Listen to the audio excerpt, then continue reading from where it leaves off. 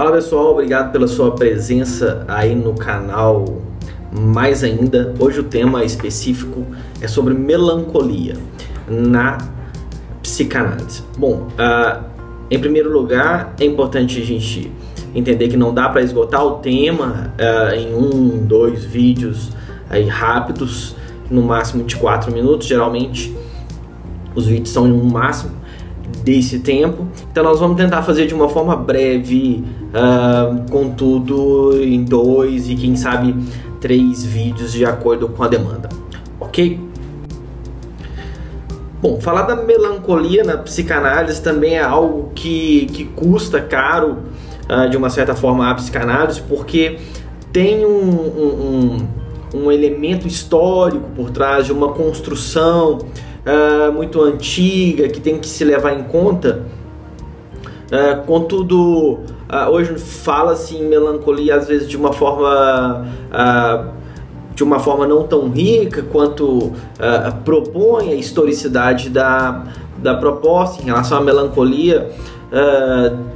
De uma certa forma também está ligada, obviamente, à primeira psiquiatria, e aí nós podemos citar nomes conhecidos como Pinel, que desbancou de uma certa forma a teoria dos humores sustentada na Grécia Antiga. Também nós poderíamos falar de Esquirol, que são nomes importantes aí da chamada primeira psiquiatria. Então eles vão falar e escorregar nessa questão, construir um pouco dessa questão do termo da melancolia, um certo aprofundamento em relação aos fenômenos psicopatológicos e assim sucessivamente. Aí depois a gente consegue também de uma forma histórica falar e dando um salto na história na psiquiatria clássica com Cotard, ali por volta de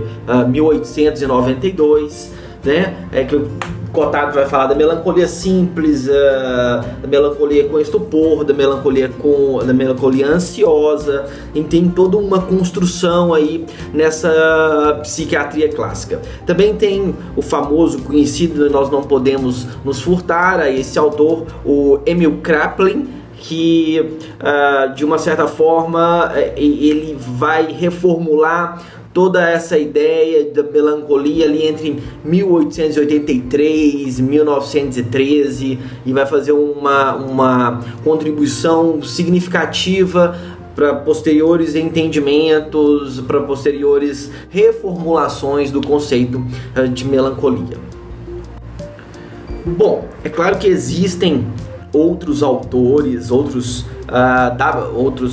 autores da psiquiatria que contribuíram historicamente para a definição, para o estudo nosográfico, nosológico do termo sobre melancolia. Contudo, nós vamos aí dar um salto, digamos, para melancolia na psicanálise freudiana. No início, quando Freud já começa a escrever sobre o tema, não há muita clareza sobre se o estado depressivo estava situado na neurose ou na psicose. Então não há muita clareza quanto a isso.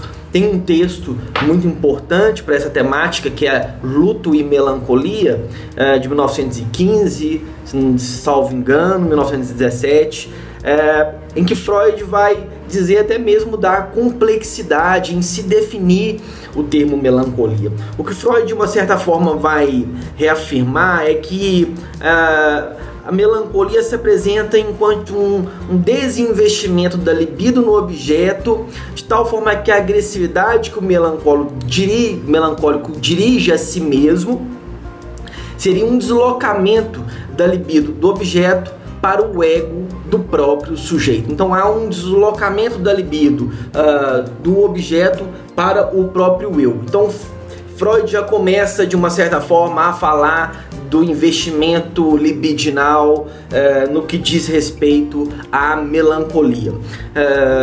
Depois de outro texto muito importante, que é Neurose e Psicose, em 1924, Freud, conceitualmente falando, dá um salto em relação ao entendimento, vai tateando aí o termo, a melancolia em si, que ele vai propor uma nova classificação, onde então ele vai colocar a melancolia junto ao grupo das chamadas psiconeuroses narcísicas.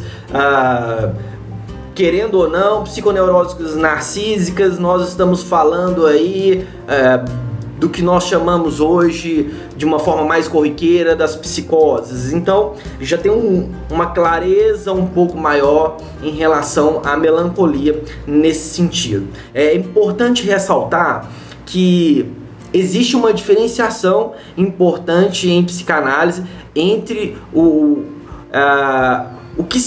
que vai se designar como melancolia e depressão. Existe uma diferenciação nesse sentido.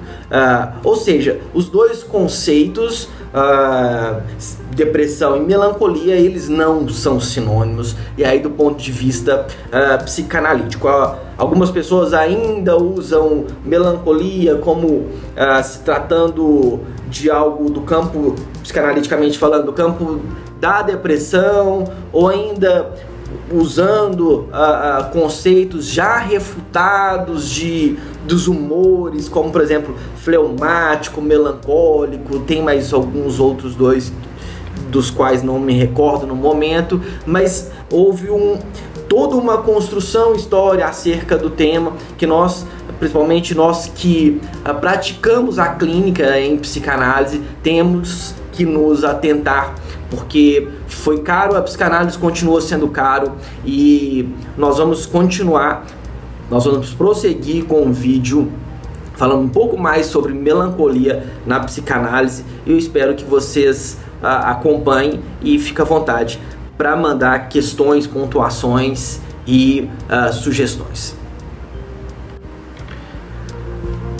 Com melancolia ou sem melancolia, você que quer receber os vídeos aí, pode se inscrever no canal. Um abraço, tchau, tchau.